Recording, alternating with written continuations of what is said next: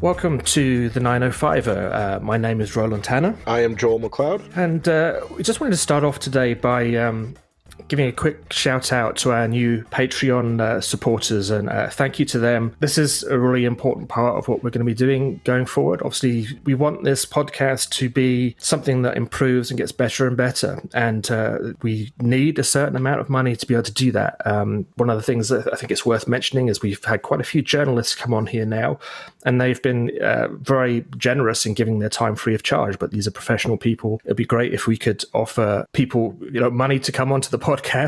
And there are also various fees, obviously, with just running this. And it is really important. And the support that quite a few people have shown now already is so appreciated. So thanks so much for doing that. And we do encourage other people to consider it as well. I think it should also be pointed out that media is suffering a huge setback in the recent years because of just a changing model, I think, of how people get their news. Podcasts, I think, what we're doing here is a new industry, and it's a new way for people to hear from voices that they wouldn't normally hear in a format that they normally aren't able to enjoy.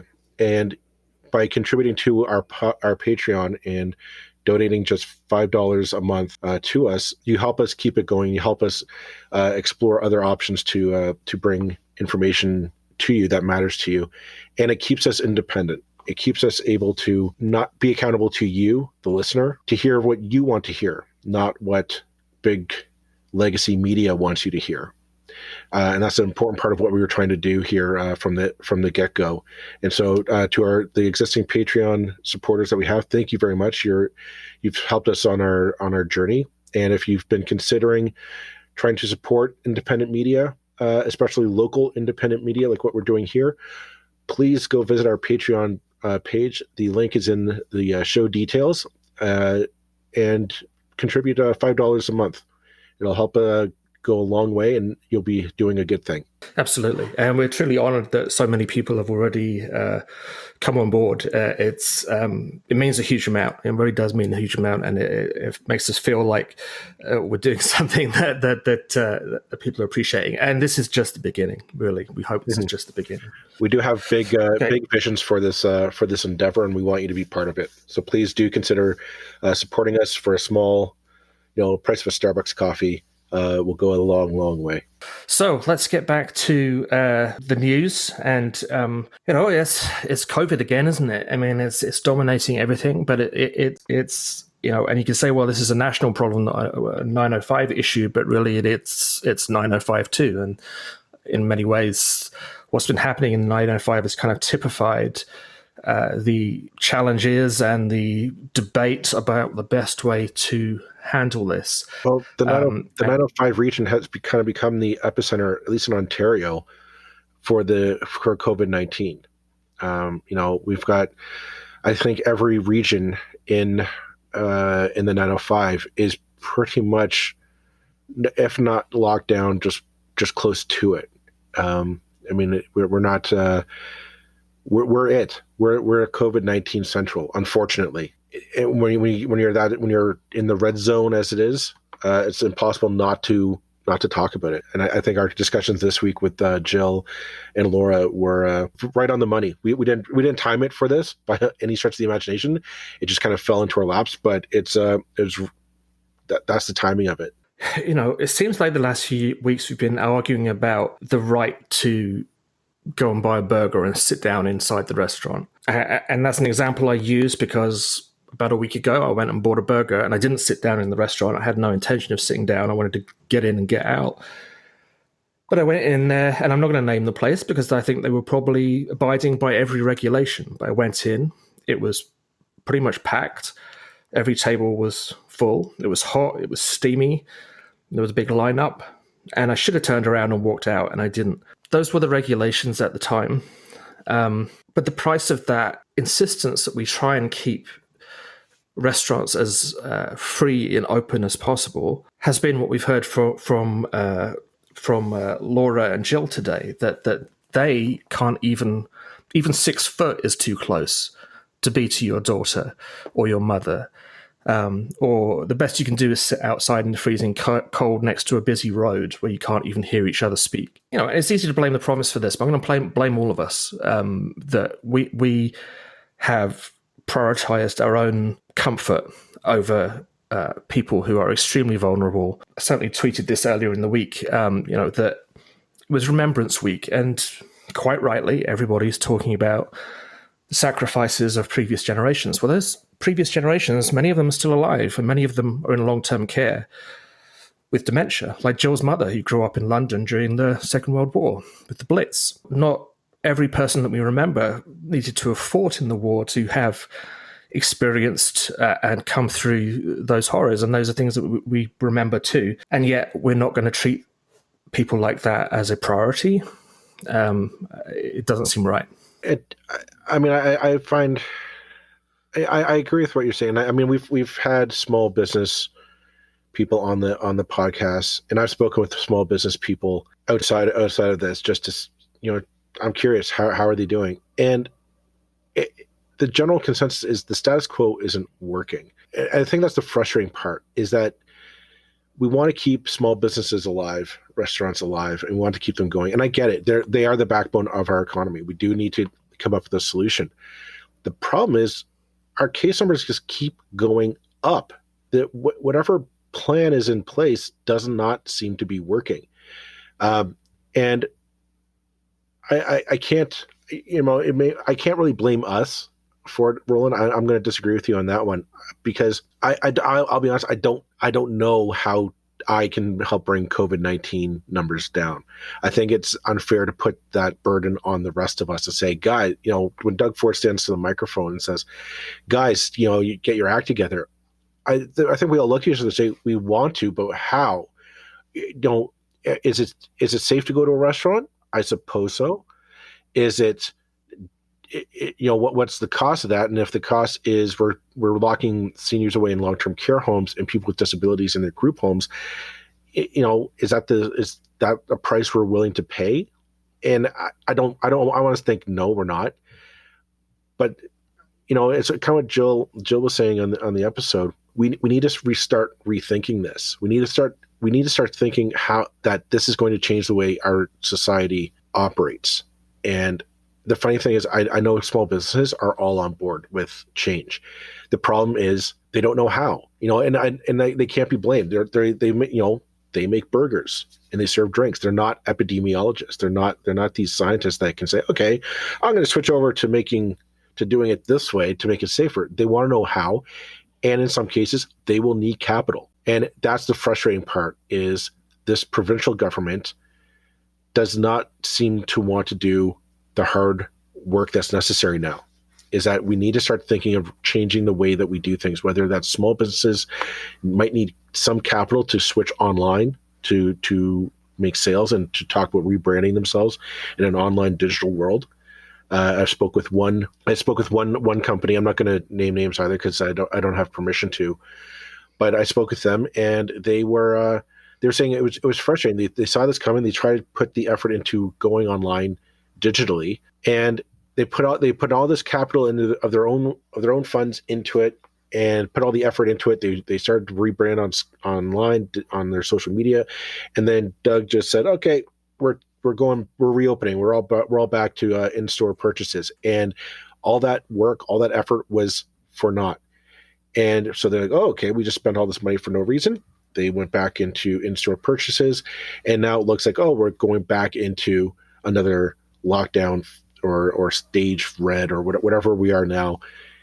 And so now in their convenience, now that's the way they're going to survive, is doing an online retail experience. Now, where's the provincial plan to help that, to provide either a low interest loan or just a preferably some kind of grant to help facilitate this, so that our economy can still function, but maybe if we need to go into stricter isolation protocols to keep everyone safe, then we can do so. Or maybe we can ease up and allow a little bit more social interactions if need be. But there's no money being spent. I mean, we mentioned on the podcast early the other day, David Hurley had the Ontario Financial Accountability Officer on, and he said the provincial government is sitting on $9.3 billion in unspent COVID funds. I mean, that's a huge amount. Why isn't that going into increasing our testing capacity so that we can get ahead of this? We can do spontaneous testing to see where our hotspots flashing up. Yeah, maybe we can get in front of it as opposed to muddling our way through as we currently are. It's a frustrating turn of events right now. Yeah, no, absolutely. I mean, there's a kind of dichotomy. I mean, when I was speaking about it being on us earlier, I didn't actually mean in the short term. I meant kind of more in the long term, that we have not prioritized long-term care as something in this province. In the short term, we've had the province sending mixed messages, confusing messaging that people simply don't understand. And I certainly don't blame people for hearing the different messages and picking the one that seemed most appropriate or convenient for them. So I don't think any blame comes to people for doing what they're told when what they're being told is all over the place. This $9 billion of spending it's like, this $9 billion isn't there for next year. It's for COVID, which is happening now. Goodness knows, let's hope there's a vaccine, but we have no idea when that's going to come along. On that note, Roland, here's the problem with waiting for a vaccine. This is part of a sidebar. You and I have both wanted to go get our flu shots this year.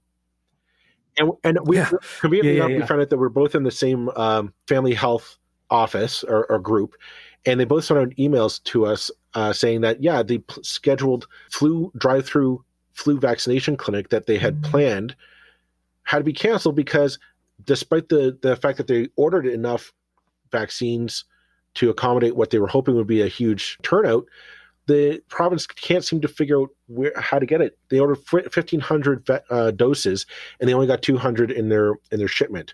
And then the weekend after, they ordered again 1,500. They got 0, and nobody seems to know where all these 5 million doses of flu vaccine are. The government has gone and license plate the simple flu vaccination program that was supposed to help alleviate COVID-19, and nobody seems to figure out where these flu vaccines are. And I'm sitting there going, wow, these guys can't even roll out the flu vaccine program. That's an annual thing. And we're expecting them to now be able to roll out a COVID-19 vaccination program whenever the vaccine arrives. I don't have a lot of confidence that it's not going to be a complete mess up like it's been with the flu vaccine. Yeah, my expectation is that even if there was a vaccine tomorrow, we're looking at 6 to 12 months to roll this thing out to get to everybody. And it's not going to be rolled out tomorrow. I mean, not by any stretch of the imagination. I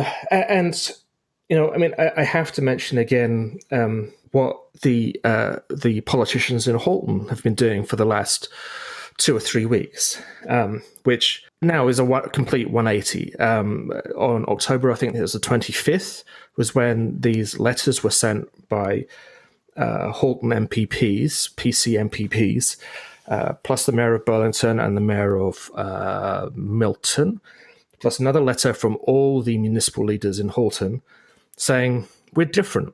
We're different was the words actually spoken by Mayor Burton. That wasn't in the letters.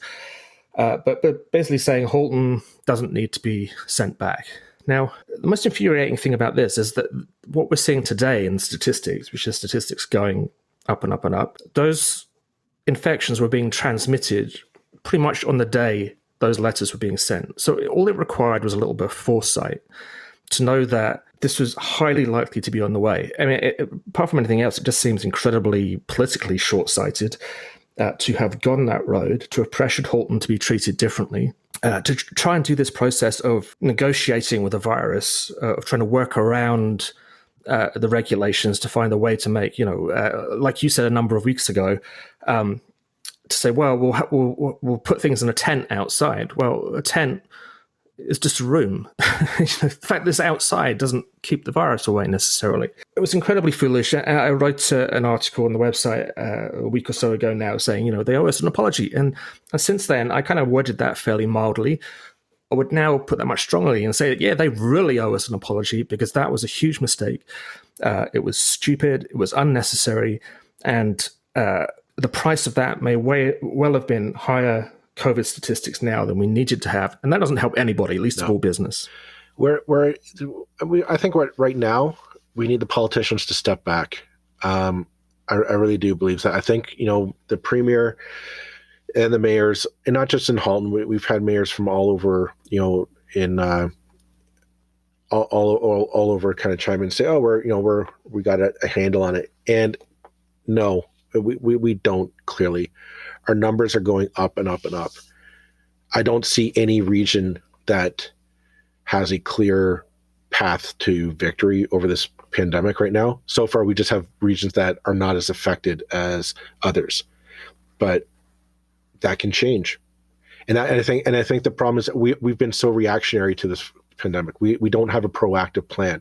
Every time you hear Doug Ford step at the microphone and give his stern dad warning to all the yahoos in Toronto and Peel, and presumably now we'll hear it for Halton and Hamilton as well, that we need to get our act together, and he has no problem with putting us in a lockdown so fast. And it's like, then do it now. I was like, put your money where your mouth is, because by the time the numbers get up to a point that you think a lockdown is necessary, it's too late. Those numbers will keep on climbing. And like the virus doesn't care about your disappointment in us.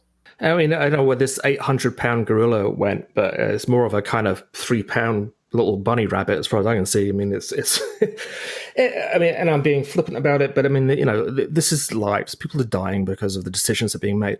It seems to me, if you look at, worldwide, you can say, well, Ontario is not the only place having these problems. Sure. But if you look at the places that have really made a mess up, have really got this wrong, every time it's the politicians stepping in, trying to negotiate with a pandemic, refusing to take it seriously, trying to keep businesses open. We've seen it in the US. We've seen it now in Ontario. You look at the UK. Look at the parts of Europe where they didn't move quickly enough out of the gate. Every time it's been treated less seriously than it should have been, everybody has paid a heavy price. When did we get this right? When were we most united as a province, as a country? When did we flatten the curve? In those early days when the politicians said, we need to get out of the way, we need to do what the doctors tell us. We got it right at that point. We did flatten the curve. We got this thing under control. And then the politicians said, hey, we haven't been doing enough the last couple of weeks. I guess we better start sticking our noses in again. And I'm someone who ran to be a politician. I believe in government. I believe in politicians many of them being good people with excellent intentions who can have enormous forces for good. But in this case, you cannot be political with a disease.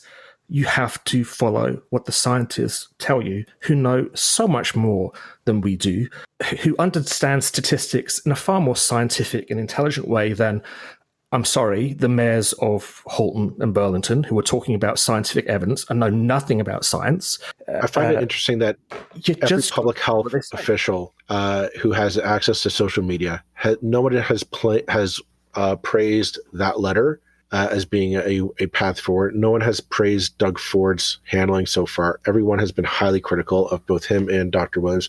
We're starting to see calls for Dr. Williams' resignation, but I think he's retiring in February, so that might be a null point.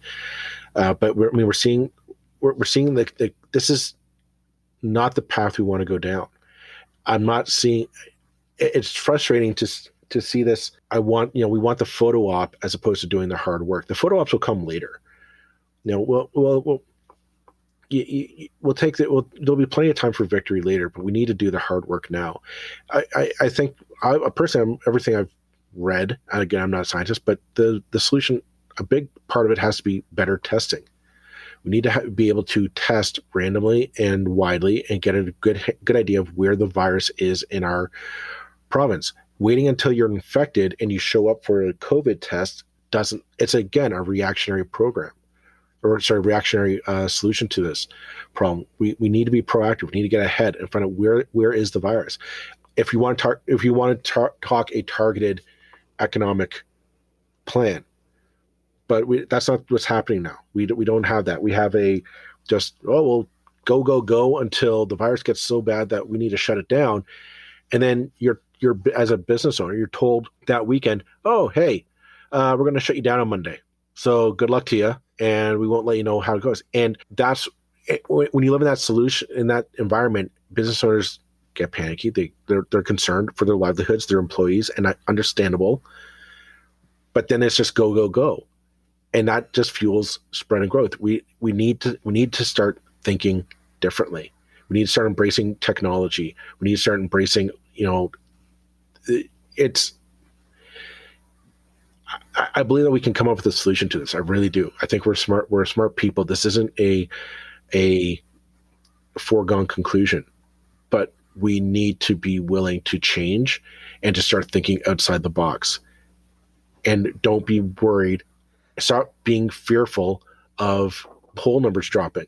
And stop trying to make political hay out of this. And I suspect he may have learned, Premier Ford may have learned that lesson this week. I mean, I wish he hadn't spent that time doing a tour of the province in the summer on his little victory tour, because, maybe he could have spent that time doing some planning. But I mean, this is almost too easy to be critical. But boy, he gave us the ammunition. So, what do you? And then today you forwarded me an article this morning from Press Progress showing that the province is actually going to spend on its usual budget.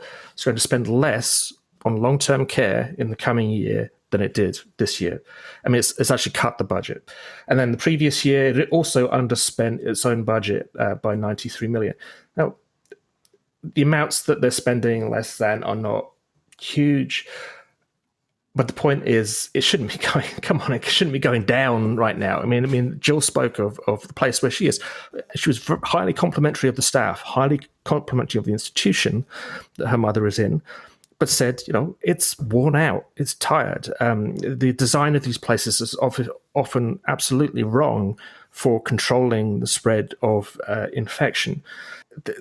We need to start looking at long-term care in the same way as we look at schools, hospitals, things like this. This is one of the basic functions of a government, to make sure that at the start of life and at the end of the life, you don't have to worry.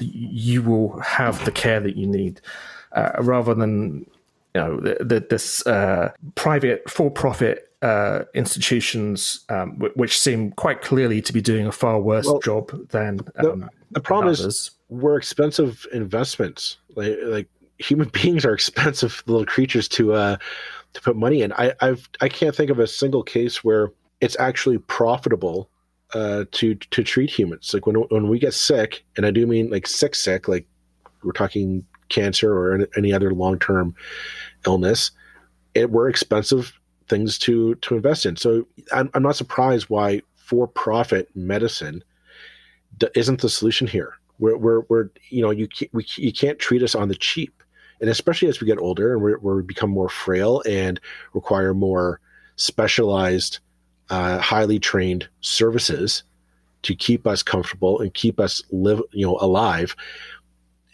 Yeah, you can't just do this on the cheap. You can't find a way. Let's cut a corner here and cut a corner there. Because after a while, you're right. As Jill said, you're living in a dilapidated housing structure that was scheduled to be demolished.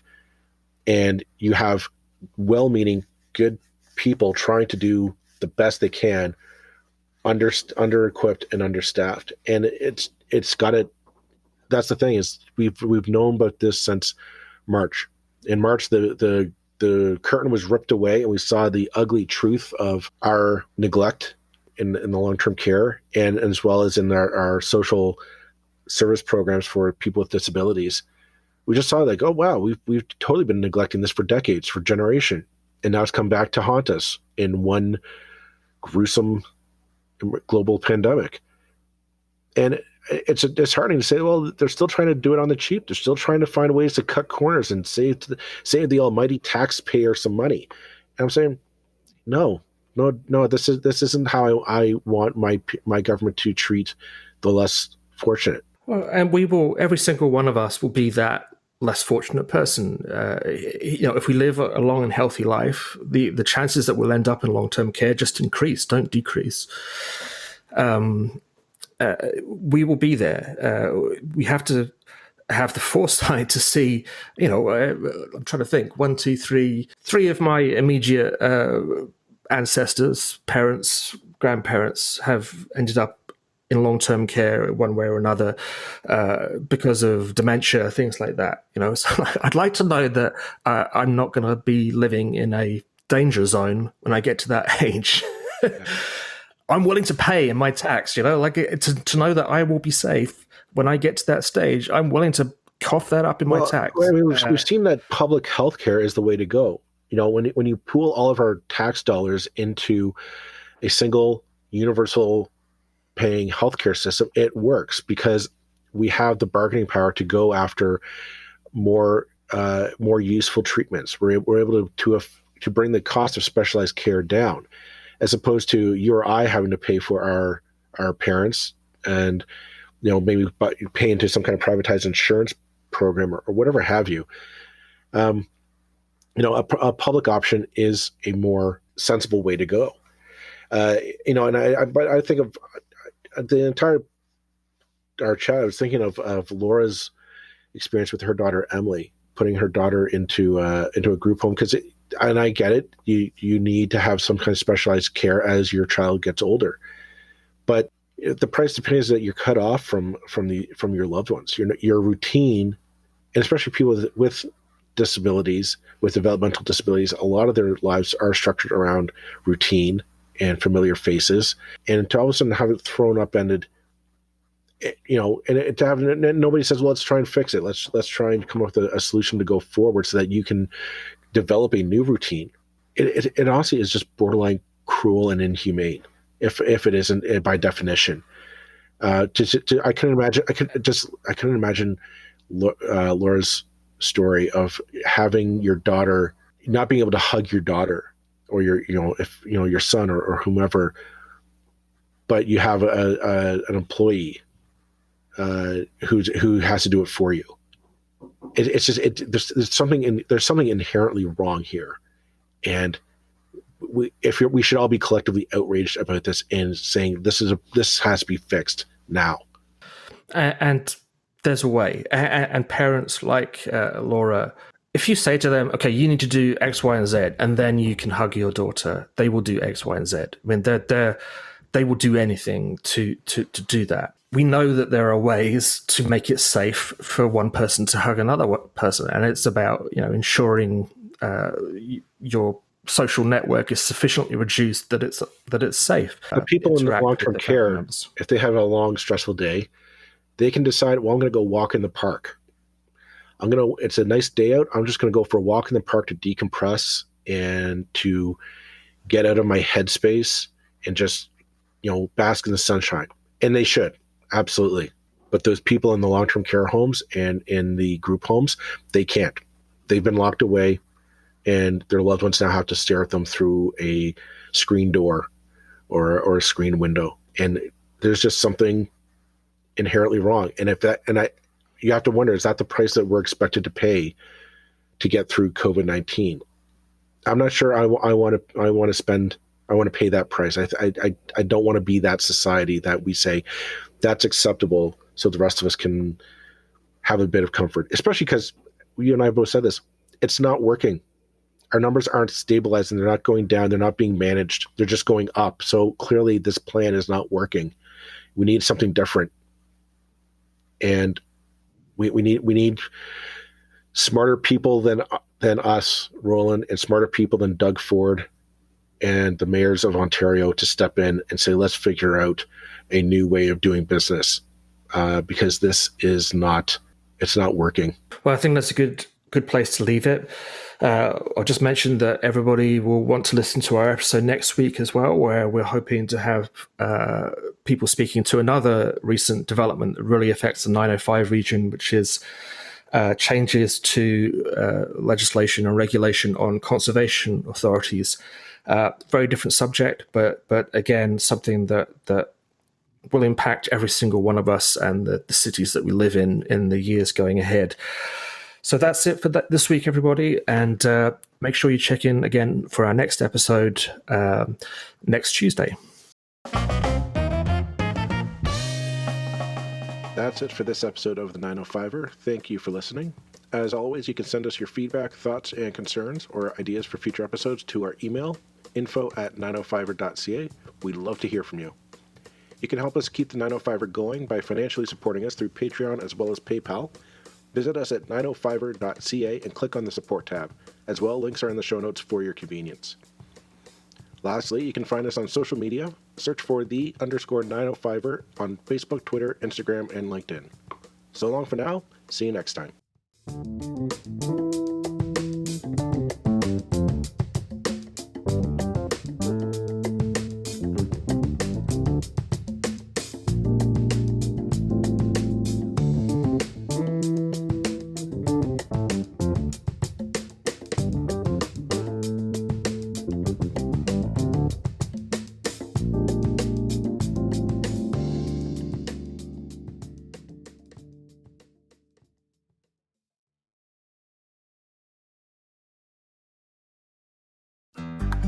Looking to make the most out of this life and optimize your personal wellness? Then check out the Natural Man Podcast. Join me, host Mike C., as we explore all areas of human wellness, physical, mental, and emotional. Learn strategies to optimize your own well-being and be in the driver's seat of your own health. Remember, your doctor works for you. Learn biohacks, neurohacks, ways to improve sleep, and ways to optimize your body and your mind. Check us out on Apple, Spotify, the Fountain app, and at naturalmanpodcast.com.